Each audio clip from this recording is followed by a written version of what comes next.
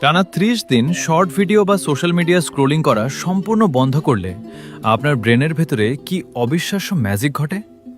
চলুন দেখি ১ মাসের এই ডোপামিন ডিটক্স চ্যালেঞ্জ। প্রথম দিন, আপনার ব্রেন রিলস বা শর্ট ভিডিও থেকে পাওয়া সস্তা ডোপামিন বা সাময়িক আনন্দে আসক্ত। হঠাৎ স্ক্রোলিং বন্ধ করায় আপনার চরম বোরিং লাগবে, কাজে মন বসবে না, এমনকি পকেটে ফোন না থাকলেও আপনার মনে হবে ফোন কাঁপছে।